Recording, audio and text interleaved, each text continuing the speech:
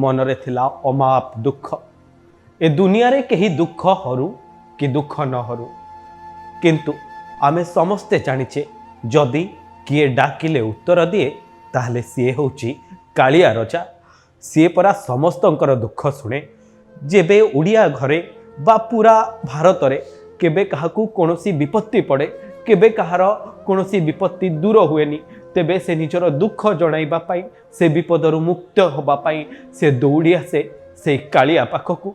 सिंह द्वार देई से माड़ी जाए कालियार रत्नवेदी पाखकू, आउ कहिब से निज मनर कथा, आउ डाकिले ओ करे, कारण सी आम कालिया रजा। मु आज आपन को गोटे वीडियो देखेबी। आकाशरू ढू ढू वर्षा होउथला जेतबळे पाहांता प्रहर रे श्रीमंदिर दरजा फिटिची, सिंह द्वार खुली, आकाशरू ढू ढू वर्षा होउची। ठीक सही समय रे जड़े भक्त बड़दाण्ड पाखरे दंडवत होई होई श्रीमंदिर भितर प्रवेश करुछि। एउ सिंह द्वार पाखरे थाई तले लोटी जाई, तले सोई जाई से कालिया को तार दुख जणाउछि। सतरे ए दृश्य जी भी देखिबो ता मन भावरे आउ कोहरे भरी उठिबो, कारण ये पर आम हिंदू धर्म, ये ही सनातन धर्म जोठी भरोसा थाए जदि आमको केही साहाय्य न करे तेबे साहाय्यर हाथ बढ़ाइबा पाई से कालिया रजा अछि। सी समस्तंक दुख बुझे, कारण से विश्वर नियंता। एई माटी मध्य निजर दुख जणाइबा पाई, निज मन भितरे थिबा कोहकू कालिया पाखरे कहिबा पाई वर्षारे ओदा होई होई भिजी भिजी दंडव्रत प्रणाम करी करी श्रीमंदिर भीतर को प्रवेश करुछि।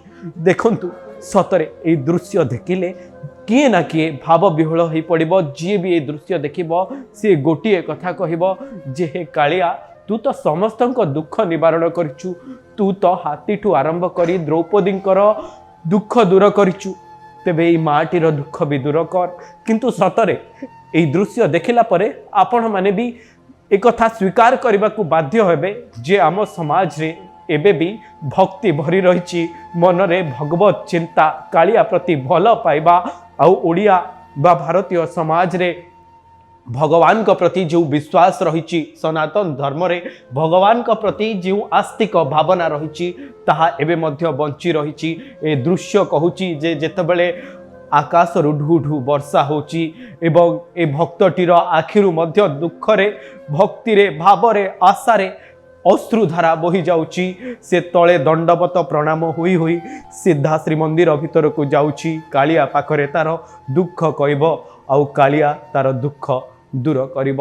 ए दृश्य देखिला परे केवल गोटिए कथा कहि परिबी, बा आमे समस्ते केवल गोटिए कथा कहि परिबा, हे कालिया सतरे तू महान, आउ ए भक्तर दुख तू निहाती दूर करिबू, कारण तू जगतर कोटि कोटि भक्तंकर दुख दूर करिचु। तू अनंत कोटि ब्रह्मांडर नायक, तू ए मार कथा शुणिबू, ए भक्तर कथा शुणिबू, आउ तार दुख दूर करिबू।